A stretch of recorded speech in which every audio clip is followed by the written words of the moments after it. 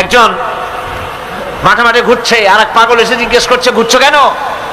ঘুরবো না, আগামীকাল কোরবানির দিন, গরু তালাশ করতেছি, গরু পাচ্ছি না, বাজারে টাজারে ঘুরলাম, আবার আর এক বাজারে যাচ্ছি। আরে বাজারে বাজারে গরু কেন? মাঠে কত গরু আছে, একটা ধরে জবাই দিলেই তো হয়। লোকটি বলছে, দেখো পরের গরু জবাই দিলে তা তো গোনা হবে। কয় না, তুমি অঙ্ক বোঝো না। গরু জারি হোক, কোরবানির দিনে গরু জবাও যদি করো তাহলে সওয়াব একটা হবে। কোরবানি উপলক্ষে জবাও করছে, একটা সওয়াব পাবা না?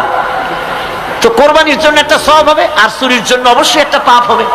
কোরবানি যখন দিবা তো কোরবানির সওয়াব আর চুরির পাপ ভগ্নাংশের মতো কাটাকাটি হয়ে যাবে, গোশত খাবা ফাও। মানুষের অবস্থা তো তাই হয়েছে। মানুষের অবস্থা হয়েছে শবে বরাতে সারা রাত জাগবো, কান্দাকাটি করবো, ফাও ফাও গুনাহ মাফ হয়ে যাবে, আর গোশত রুটি তো আছেই, যদ্দূর পারলাম খাইলাম। পরের দিন রু ফুর্তি, নো চিন্তা। নাউযুবিল্লাহি মিন যালিক। এই কান্দারও দাম নাই, আর এই ধরনের রাত জাগারও দাম নাই, এই ধরনের ইবাদত করেও দাম নাই। ইবাদতটা হচ্ছে জীবনের সব ক্ষেত্রে ইবাদত করতে হবে। ইবাদত সম্পর্কে মিস ইন্টারপ্রিটেশন যেটা এসেছে, ভুল অর্থ যেটা এসেছে, সেই ভুল অর্থের কারণে মানুষ শুধু মনে করে নামাজ রোজা হজ যাকাতই শুধু ইবাদত না। ইবাদত হচ্ছে জীবনের সকল ক্ষেত্রে গোলামিটা হতে হবে আল্লাহ পাকের সব জায়গায়। পার্লামেন্টে গোলামি হবে কার? কোর্ট কাছারিতে কার? অফিস আদালতে কার? স্কুলে কলেজে কার? খেতে খামারে কার? রান্নাঘরে, নিজের ঘরে, পরিবারে, সব জায়গায় আনুগত্য কার? কেবলমাত্র আল্লাহ সুবহানাহু ওয়া তাআলার হুকুম অনুযায়ী জীবন পালন করার নামই হচ্ছে ইবাদত। এই ইবাদত, নামাজ পড়ার নাম ইবাদত, নামাজ না পড়ার নামও ইবাদত। রোজা রাখার নামও ইবাদত, রোজা না রাখাও ইবাদত।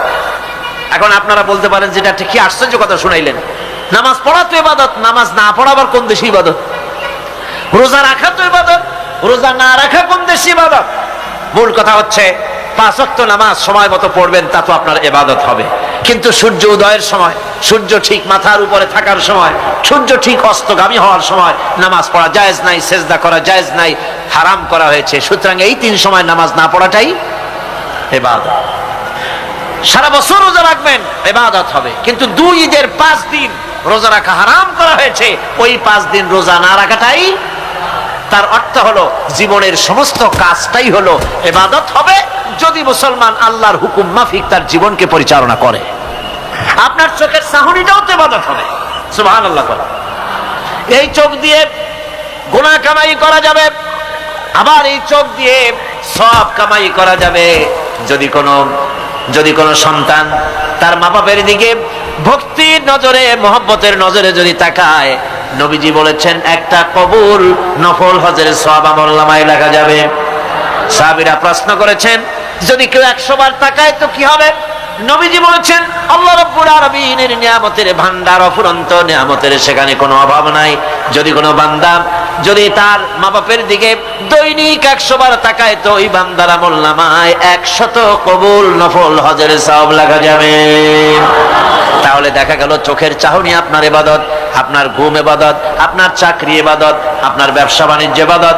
তার মানে হলো আল্লাহর গোলামি, আল্লাহর হুকুম অনুযায়ী কাজ করার নামই হচ্ছে ইবাদত। ইয়াকা নাবুদু ওয়া ইয়াকা নাস্তাঈন। পড়েন সবাই, ইয়াকা নাবুদু ওয়া ইয়াকা নাস্তাঈন। আল্লাহ তাআলা একমাত্র তোমার গোলামি করি, তোমারই আনুগত্য করি, তুমি ছাড়া কারো গোলামি করি না। নাবুদু এই শব্দ দিয়ে বোঝানো হচ্ছে কি, আল্লাহ পাক এই নামাজের ভিতরে যেমন তোমার হুকুম পালন করে নামাজ আদায় করছে, যেমন নামাজের ভিতরে কিছু খাওয়া যায় না, বাইরে খাওয়া জায়েজ ছিল, নামাজ পড়ছি বলে খানাটা আমার জন্য হারাম হয়ে গেছে। কথা বলা জায়েজ ছিল, নামাজের ভিতরে কথা বলা হারাম করে দিলাম। এদিক ওদিক তাকানো জায়েজ ছিল, নামাজের ভিতরে এদিক ওদিক তাকানো বন্ধ করে দিলাম। তার মানে আমার জন্য চিরস্থায়ী, সব সময়ের জন্য আমার জন্য হালাল করে দেওয়া জিনিসগুলি এই নামাজের ভিতরে অল্প সময়ের জন্য হারাম করে প্রমাণ করে দিলাম। মাবুদ গো, এই নামাজের পরে চিরস্থায়ী হারামগুলি এইভাবে আমার জন্য হারাম করে নেব।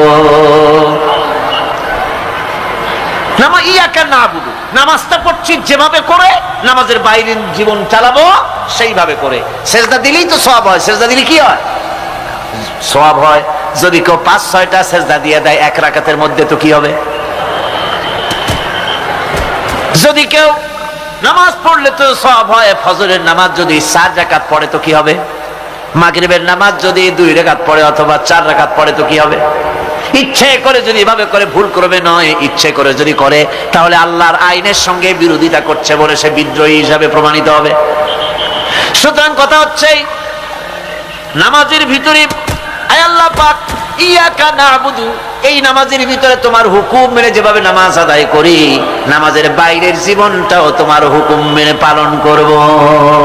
এটাই হচ্ছে ইবাদতের মূল থিম, মূল আইডিয়া, মূল ফিলোসফি। আমার বন্ধুগণ, এবার আল্লাহ রাব্বুল আলামিন বলছেন, যদি আমার সঙ্গে দেখা করতে চাও, আল্লাহর সঙ্গে যদি কোনো বান্দা দেখা করতে চায়, আমরা আল্লাহরে দেখতে চাই কিনা? চাই কিনা আল্লাহকে দেখতে? আল্লাহ পাক বলছেন, আমারে যদি দেখতে চাও, ফামান কানা ইয়ারজু লিকা রাব্বিহি ফালইআমাল আমালান সালিহান ওয়ালা ইউশরিক বিইবাদাতি রাব্বিহি আহাদা। আমার সঙ্গে যদি দেখা করতে চাও, তোমাদের মধ্য থেকে কেউ যদি আমার সাথে দেখা করতে চায়, সে যেন ভালো কাজ করে, ভালো আমল করে, আর আমার ইবাদতের সঙ্গে কাউকে যেন শরীক না বানায়, তাহলেই আমার সঙ্গে কিয়ামতে দেখা হয়ে যাবে। জোরে বলেন সুবহানাল্লাহ। আল্লাহর সঙ্গে দেখা করতে হলে তার ইবাদত করতে হবে, গোলামি করতে হবে, এবং কাউকে শরীক স্থাপন করা যাবে না। এই গোলামি করতে হবে, ইবাদত করতে হবে কতদিন? আল্লাহ রাব্বুল আলামিন বলছেন, ওয়া'বুদ রাব্বাকা হাত্তা ইয়াতিয়াকাল ইয়াকিন। ইবাদত করো, গোলামি করো, যতক্ষণ পর্যন্ত নিশ্চিত সেই সময়টি এসে না যায়, তার মানে মৃত্যু পর্যন্ত আমার গোলামি করতে থাকো। মৃত্যু পর্যন্ত গোলামি হবে কার? আল্লাহ সুবহানাহু ওয়া তাআলা। সেই আল্লাহ পাকের গোলামি জীবনের সকল ক্ষেত্রে করতে হবে, মৃত্যু পর্যন্ত সব ক্ষেত্রে গোলামি হবে আল্লাহ। আল্লাহর গোলামি হচ্ছে আল্লাহ যা নিষেধ করেছেন তার থেকে ফিরতে হবে, আর যা আদেশ করেছেন সেগুলি মানতে হবে।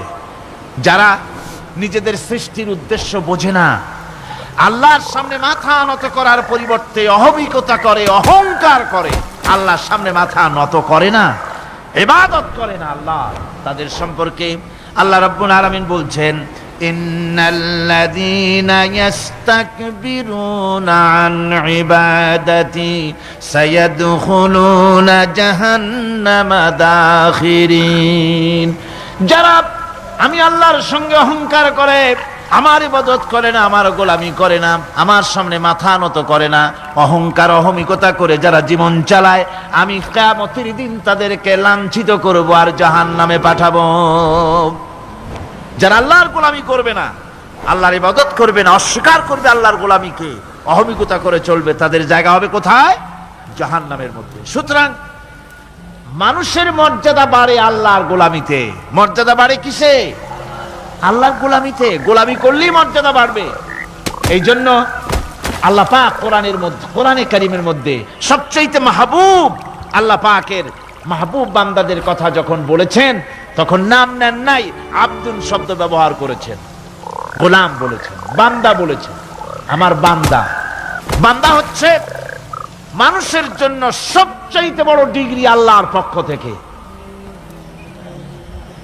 আলিম, উলামা, পীর, বুজুর্গ, সাহাবী, পেগম্বর, নবী, রাসূল, সবচাইতে বড় খিতাব হচ্ছে আব্দ। আল্লাহর গোলাম হওয়া, আল্লাহর প্রিয় ডাক হচ্ছে আব্দ। মানুষকে আল্লাহ যাকে সবচাইতে বেশি ভালোবাসেন, যাদেরকে বেশি ভালোবাসেন, তাদেরকে আব্দ বলেছেন। কি বলেছেন বলুন? আব্দ, বান্দা। আল্লাহ পাক এই পৃথিবীতে সবচাইতে বেশি ভালোবেসেছেন কাকে? মুহাম্মদুর রাসূলুল্লাহ সাল্লাল্লাহু আলাইহি ওয়াসাল্লামকে। তাকে আল্লাহ পাক সবচাইতে বেশি ভালোবাসেন।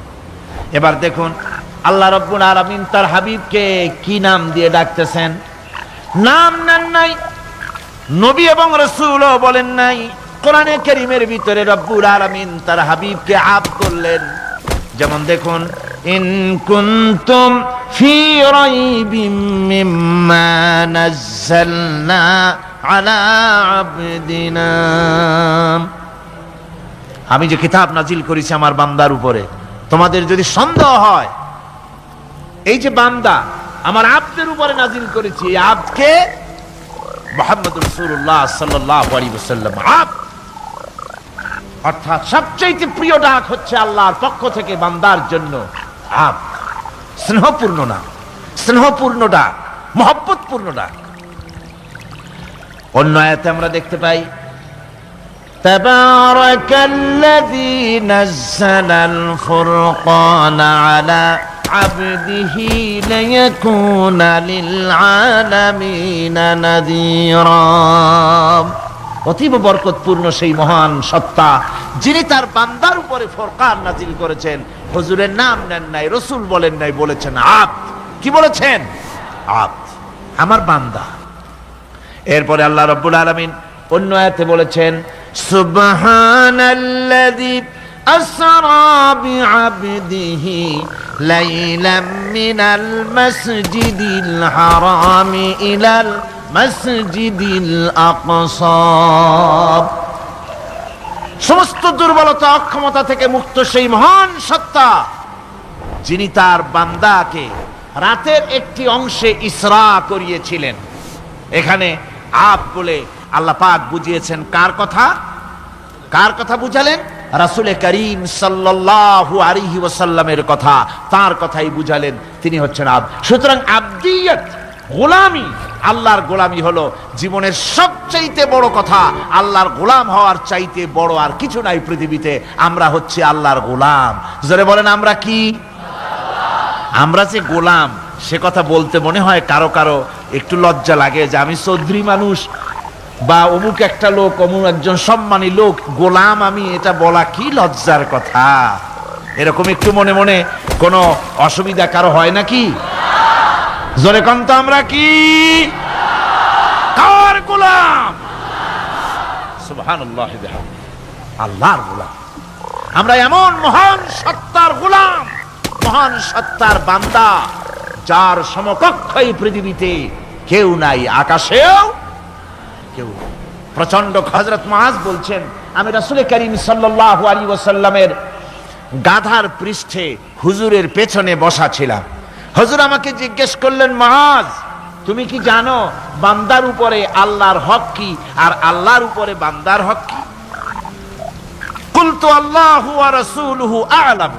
বললাম আল্লাহ এবং তার রাসূল খুব ভালো জানেন। আমি কি করে জানবো? আল্লাহ এবং তার রাসূল খুব ভালো জানেন। ক্বালা হাক্কুল্লাহি আলাল ইবাদি আন ইয়াবুদুহু ওয়া লা ইউশরিকু বিহি শাইআ। বান্দার হক হচ্ছে আল্লাহর উপরে এই যে বান্দা গোলামি করবে আল্লাহর, ইবাদত করবে আল্লাহর, আর আল্লাহর সাথে কাউকে শরীক স্থাপন করবে না। এটা হচ্ছে আল্লাহর উপরে কার হক? বান্দার হক। আর আল্লাহর হক হচ্ছে বান্দার উপর কি? ওয়া হাক্কুল ইবাদি আলাল্লাহ আল্লা ইউআযযিবা মান লা ইউশরিকু বিহি শাইআ। বান্দার উপরে আল্লাহর হক হচ্ছে যে বান্দা আল্লাহর গোলামি করবে আর শরীক স্থাপন করবে না আল্লাহর সাথে, আল্লাহ তাকে শাস্তি দিবেন না। সুবহানাল্লাহ ওয়া বিহামদিহি। আল্লাহ তাকে আযাব দিবেন না, আল্লাহ তাকে শাস্তি দিবেন না। সুতরাং তাওহীদের আকীদা মজবুত হতে হবে। আখিরাতের কামিয়াবি এর উপরে নির্ভরশীল। আমরা যদি আখিরাতে কামিয়াবি চাই, কি বলেন, আখিরাতে কি আমরা জীবনের সফলতা চাই? জোরে বলেন সফলতা চাই। আখিরাতের কামিয়াবি যদি চাই, জাহান্নাম থেকে যদি বাঁচতে চাই, বেহেশতে যদি যেতে চাই, তাহলে আকীদাকে মজবুত করতে হবে। আল্লাহর সাথে কাউকে শরীক স্থাপন করা যাবে না। এবং আল্লাহ সৃষ্টিকর্তা, কোরআনে পাকের শিক্ষা অনুযায়ী আল্লাহরে বিশ্বাস করি এতটুকুন কথা বললেই তাওহীদের হক আদায় হয় না। তাওহীদের হক হচ্ছে আল্লাহ পাককে সৃষ্টিকর্তা, পালনকর্তা, বিধানদাতা, রিজেক দাতা, কল্যাণ দাতা সবকিছু হিসাবে মানতে হবে। কাকে? আল্লাহ পাককে। জোরে সরে বলুন, কাকে মানতে হবে? সমস্ত ক্ষমতা হচ্ছে আল্লাহ। সমস্ত ক্ষমতা কার? আল্লাহর নাম নিতে শরম করে নাকি? তাহলে জোরে সরে কোন সমস্ত ক্ষমতা কার? আল্লাহ রাব্বুল আলামিনের এত বড় ক্ষমতা, সাগরকে নগর বানাতে পারেন, নগরকে সাগর বানিয়ে দিতে পারেন, এতিমকে রাষ্ট্রের মালিক বানায় দিতে পারেন, ধনীকে গরিব বানায় দিতে পারেন, গরিবকে ধনী বানায় দিতে পারেন, মৃত্যুকে জিন্দা করতে পারেন, জিন্দা কি মৃত্যু করে দিতে পারেন, পথের লোককে ধরে প্রেসিডেন্ট বানায় দিয়া ফুলের মালা দিয়া গলা থেকে পা পর্যন্ত ভরে দিতে পারেন। আবার আল্লাহ যদি নারাজ হয়ে যান, প্রেসিডেন্টের ফুলের মালার পরিবর্তে জুতার মালা গলায় দিয়া জেলখানার মধ্যে ঢুকাইয়া দিতে পারেন। তাহলে ক্ষমতাটা কার? বিশ্বাস করেন? সমস্ত ক্ষমতার মালিক আল্লাহ। কোরআন আমাদেরকে শুধুমাত্র মাথা ঝুলে ঝুলে তেলাওয়াত এটা শিখায় না। কোরআন তেলাওয়াত করতে হবে, বুঝতে হবে, আমল করতে হবে। কোরআন শিখাচ্ছে। কে শিখাচ্ছে? কোরআন। তার মানে কে? আল্লাহ। কে শিখাচ্ছেন? আল্লাহ সুবহানাহু ওয়া তাআলা শিখাচ্ছেন। বান্দা শোনো ভালো করে। ওয়াইয়ামসাসকাল্লাহু বিদুররিন ফালা কাশিফা লাহু ইল্লা হুয়া। আল্লাহ যদি তোমার কোনো ক্ষতি সাধন করতে চান, তাহলে সেই ক্ষতি থেকে তোমাকে কেউ রক্ষা করতে পারবে না। এটা হবে ঈমান। এটা কি? এই ঈমান যদি মনের মধ্যে আসে, আপনি বিরাট শক্তিশালী বিপ্লবী শক্তিতে পরিণত হয়ে যাবেন। আপনার যদি ঈমান থাকে যে দুনিয়ার কোন গুলির উপরে, কোন বুলেটের উপরে যদি আমার নাম লেখা থাকে, সারা পৃথিবী ওই গুলিবিদ্ধ হওয়া থেকে আমাকে বাঁচাইতে পারবে না। আর কোন গুলির উপরে, কোন বুলেটের উপরে যদি আমার নাম লেখা না থাকে, তাহলে গোটা বিশ্ব একযোগে প্রচেষ্টা করেও আমাকে গুলিবিদ্ধ করতে, এটার নাম কি? ঈমান। তাই আল্লাহ বলছেন যে আমি যদি কারো ক্ষতি করি, তাহলে এই ক্ষতি থেকে তাহলে তাকে কেউ বাঁচাইতে। ওয়াইয়ামসাসকা বিখাইরিন ফাহুয়া আলা কুল্লি শাইইন কাদির। আর আল্লাহ রাব্বুল আলামিন যদি কারো কল্যাণ করতে চান, তাহলে তার কল্যাণকে কেউ ফিরায় দিতে পারে না। কল্যাণ থেকে কেউ তাকে কল্যাণ থেকে মাহরুম করে দিতে পারে না। তার মানে হলো, আল্লাহ যদি কাউকে চুল ধরে, মাথা ধরে, কল্লা ধরে উপরের দিকে টানে, আর দুনিয়া যদি তার পাও ধরে নিচের দিকে টানে, তাহলে দুনিয়া পারবে? পারবে? আল্লাহ কল্যাণ করতে চাইলে কেউ ঠেকাইতে পারবে না, আর আল্লাহ অকল্যাণ করতে চাইলেও তার থেকেও কেউ বাঁচতে। ওয়া হুয়াল কাহিরু ফাওকা ইবাদিহি ওয়া হুয়াল হাকীমুল খাবীর। তিনি তার বান্দাদের উপরে একচ্ছত্র আধিপত্য রাখেন, একচ্ছত্র ক্ষমতার অধিকারী তার বান্দার উপরে, সমস্ত জিনিসের উপরে তিনি ক্ষমতা রাখেন। তিনি মহান বিজ্ঞানময়। এই তাওহীদ খুঁজে নিতে হবে। তাওহীদ অর্থাৎ আল্লাহ পাককে সমস্ত ক্ষমতার মালিক মনে করতে হবে। দেখুন, আমাদের জাতির পিতা কে? আমাদের জাতির পিতা মনে আছে তো? ভুল টুল করেন না তো? ভুল টুল করবেন না। আমাদের জাতি আত্মভোলা, মাঝে মধ্যে ভুল টুল করে বসে, আন্দাজে ভান্দাজে একটা বানায় বসে। আসলে জাতির পিতা মুসলমানদের কে? ইব্রাহিম আলাইহিস সালাম তাওহীদকে খুঁজছেন। এই কোরআন শরীফ আল্লাহ পাক বলছেন তাওহীদ তালাশ করতেছেন। কে স্রষ্টা? সর্বোচ্চ ক্ষমতার মালিক কে? হযরত ইব্রাহিম আলাইহিস সালাম তার এই তাওহীদ খোঁজার, তাওহীদ অন্বেষণ কাহিনীটাকে রব্বুল আলামিন কোরআনে কারীমের ভিতরে জায়গা দিয়ে দিলেন দুনিয়ার মানুষকে বোঝাবার জন্য, শোনাবার জন্য। ফালাম্মা জান্না আলাইহিল লাইলু রাআ কাওকাবান ক্বালা হাযা রাব্বী। তিনি রব সন্ধান করছেন। কে আমার স্রষ্টা? সর্বোচ্চ ক্ষমতার মালিককে, আইনদাতাকে, বিধানদাতাকে, স্রষ্টাকে। কে তিনি? তাকে খুঁজছেন। মনের ভিতরে চিন্তা, মস্তিষ্কে চিন্তা। হঠাৎ করে রাতে পশ্চিম গগনে সুন্দর এক তারকা উদিত হলো, সান্ধ্য তারা। সন্ধ্যার সময় যে তারাটা ওঠে, সেটা ছোট না বড়? বড়। সেটা সারা রাত থাকে না অল্প সময় থাকে? অল্প সময় থাকে।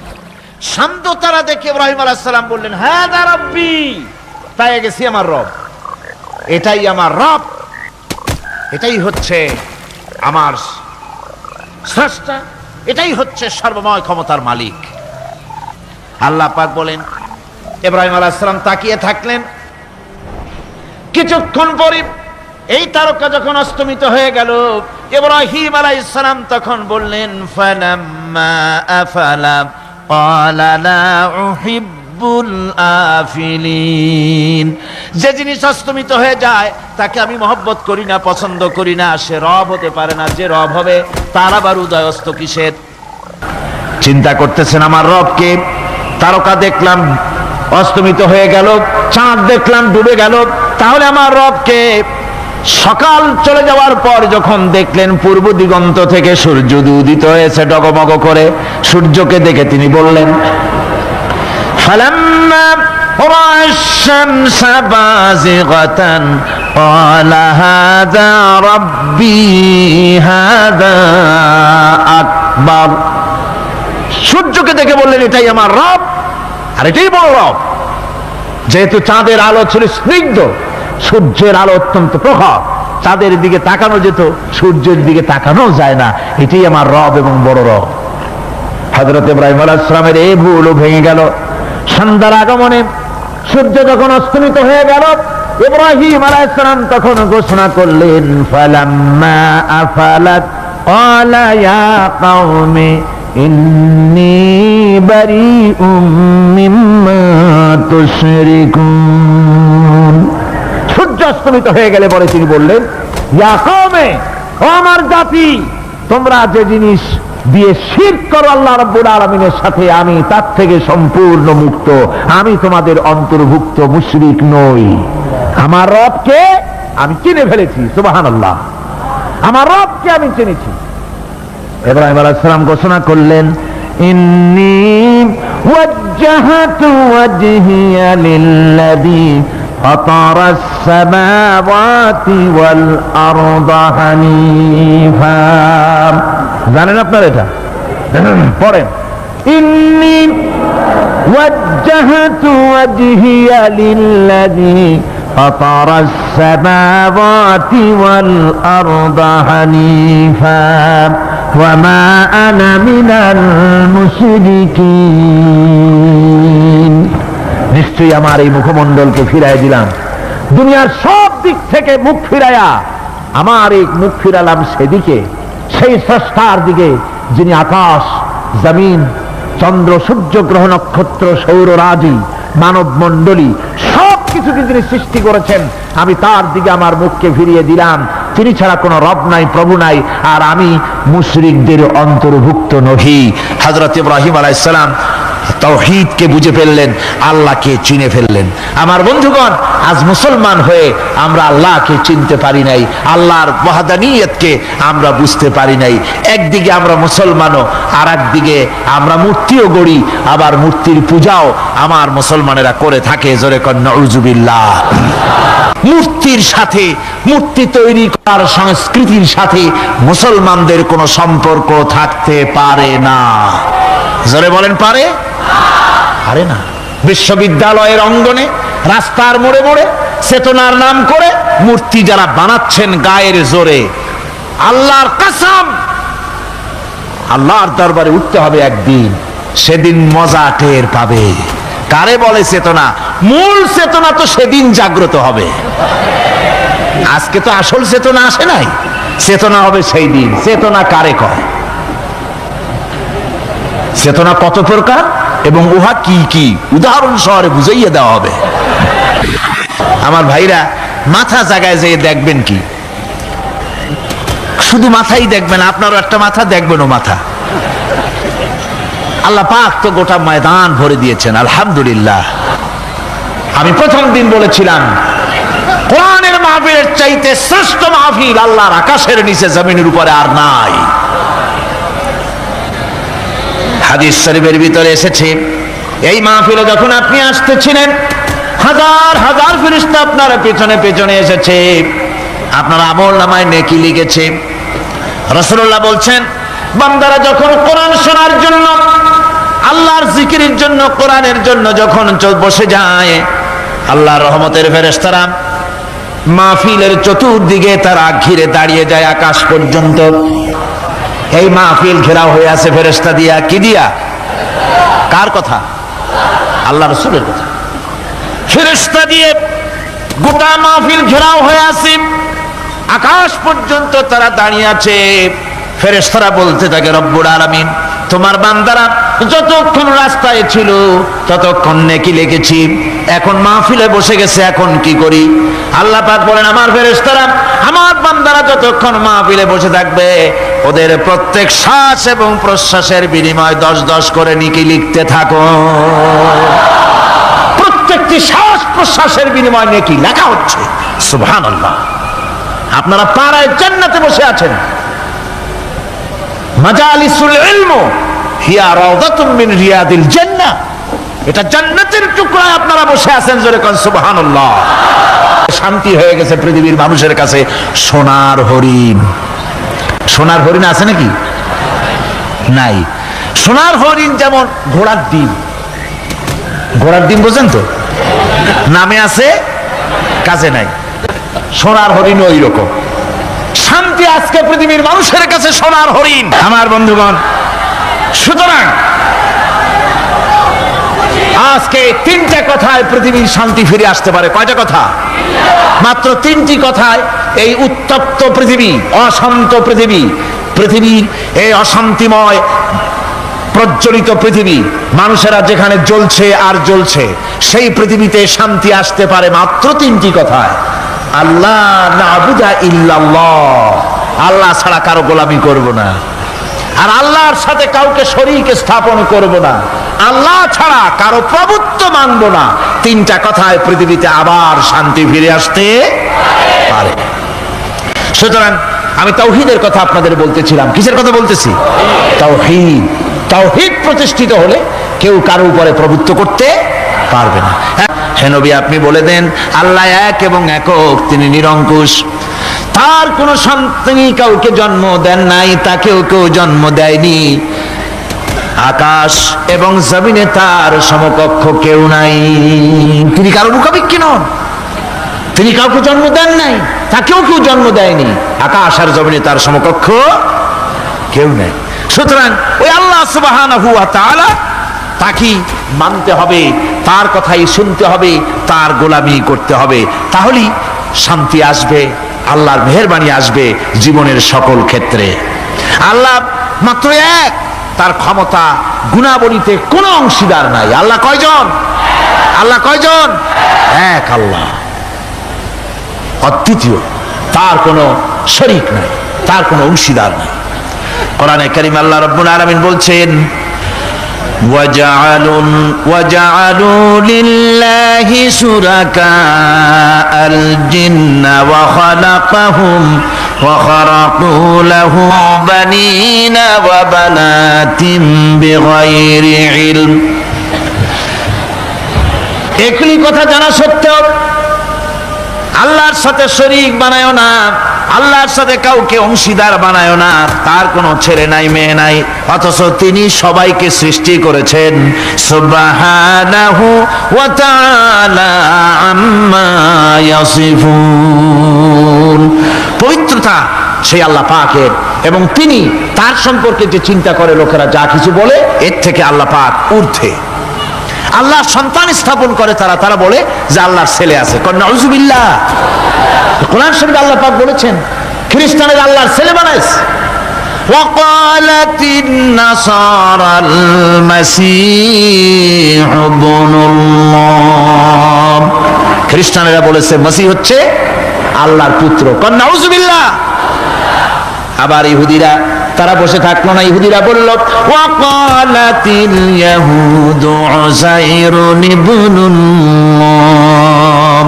ইহুদিরা বলল উযাইর হচ্ছে আল্লাহর পুত্র। নাউযুবিল্লাহ। আবার আরেক শ্রেণীর লোক হলো, তারা বলল পৃথিবীতে যত মেয়ে আছে সমস্ত মেয়েগুলি হলো ফেরেশতাগুলি, সব মেয়ে, আর মেয়েগুলি সব আল্লাহর। নাউযুবিল্লাহি মিন যালিক। আল্লাহ রাব্বুল আলামিন প্রতিবাদ করলেন, আলাকুমুয যাকারু ওয়া লাহুল উনসা তিলকা ইযান কিসমাতুন বিজা।